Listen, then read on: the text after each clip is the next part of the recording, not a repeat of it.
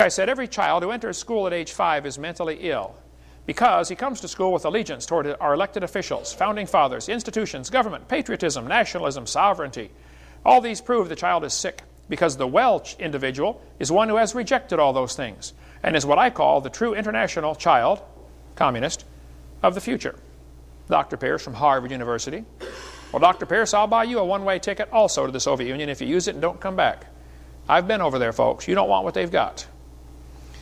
Here's a social science book, public school book. They said any child who believes in God is mentally ill.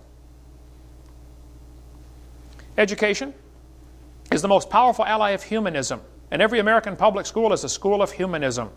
What can the theistic Sunday school, meeting for an hour once a week and teaching only a fraction of the children, do to stem the tide of a 5-day program of humanistic teaching?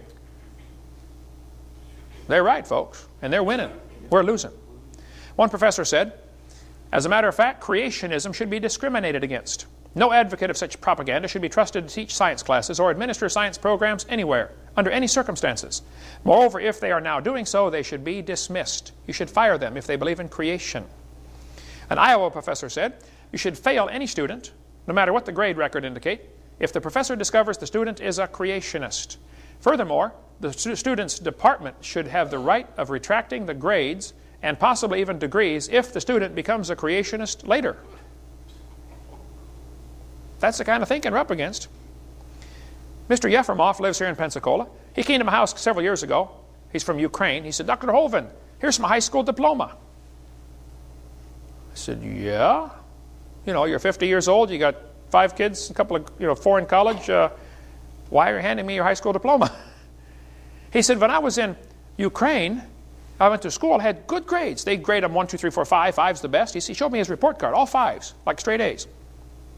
He said, but we had a test to take before we could graduate.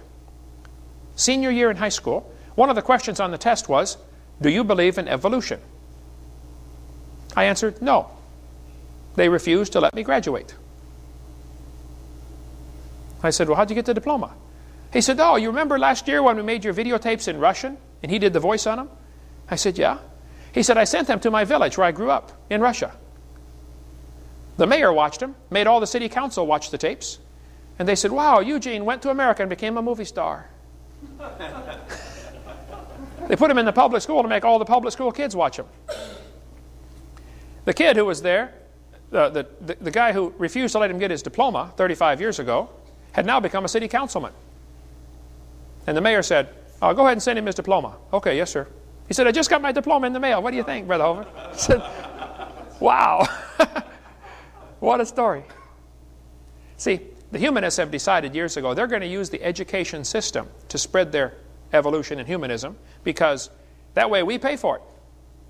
We're paying to spread their religion. That's what's going on, folks.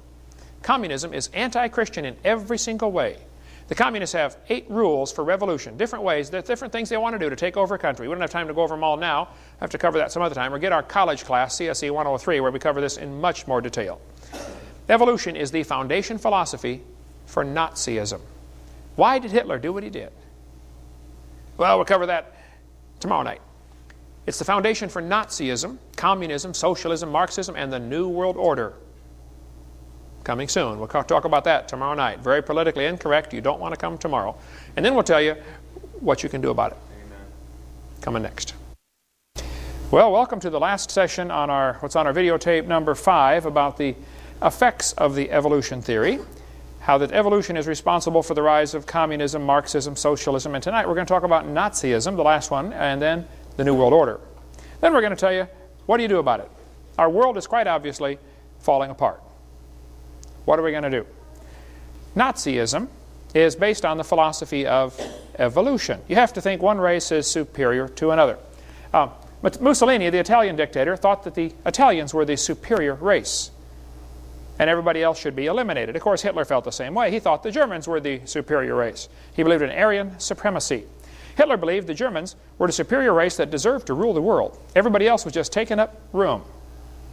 The German Führer consistently sought to make the practice of Germany conform to the theory of evolution. This fellow said a direct line runs from Darwin through the father of eugenics movement, Darwin's cousin Francis Galton, to the extermination camps of Nazi Europe. Exactly right. In Hitler's book, Mein Kampf, you can read his racist philosophy. It just kind of oozes off every page. Adolf Hitler's mind was captivated by evolutionary thinking, probably since he was a boy. Evolutionary ideas lie at the basis of all that is worst in Mein Kampf and in his speeches. Hitler offered to send the Jews to anybody who would take them. He said, you want these Jews? I'll send them to you. I read a lot about Hitler and the Holocaust. You ought to read the book While 6 Million Died and see what the rest of the world did. Did you know Hitler offered to send the Jews to America and Roosevelt refused to let him? Unbelievable what happened, folks, during before World War II. In Hitler's book, Mein Kampf, on page 286 in this edition, he said, even less does nature desire the blending of a higher with a lower race. Who's a higher and a lower race, Adolf? Hitler kept talking about the Aryan blood and lower peoples. Well, who's an Aryan anyway? Well, I found Hitler's hit list. I was reading in Keene State University, New Hampshire. I was doing some research in their library there one time, and I found they got a whole section of the library just about Hitler and the Holocaust. I thought, wow, I was in hog heaven. So I asked the librarian, why did Hitler kill the Jews? Why not somebody else? He said, oh, I'll show you the list he was using. He brought me book after book after book. For 6 hours, I copied $20 worth of pages, 10 cents at a time, out of that library. Here's the list Hitler was using. Hitler thought the blonde-haired, blue-eyed Nordic were close to pure Aryan, the superior race. Did you get all that? Blonde hair, blue-eyed, Norwegian, vården står till idag. Ja, sure, you betcha. Oofta. And he thought the Germans were mostly Aryan. The Mediterraneans are slightly Aryan. The Slavics are half Aryan, half ape. The Orientals are slightly ape. The black Africans are predominantly ape. And the Jews are close to pure ape. Hitler killed the Jews because he honestly thought he was speeding up the process of evolution by eliminating what he thought were the inferiors. If he would have killed all the Jews, guess who would have been next? Blacks. Hitler hated black people. Does anybody know where the Olympics were held in 1936? Berlin, Germany. Does anybody know who won the most gold medals? Jesse Owens, the black American athlete. Hitler was so angry, he said, it's not fair to make my men race against this animal. One of the Jewish prisoners who survived the Holocaust said, there is a difference between those who look upon their fellow human beings as common creatures of a common creator and those who look upon them of a conglomerate of biologicals and chemicals. Hey, is man just a bunch of chemicals that got together by chance over billions of years, or were we designed by a creator? That is a fundamental difference, folks. So that's the difference between creation and evolution right there. By the way, the Jewish Talmud, not the Torah, which is the Old Testament, the Talmud teaches that anybody who's not Jewish should be killed.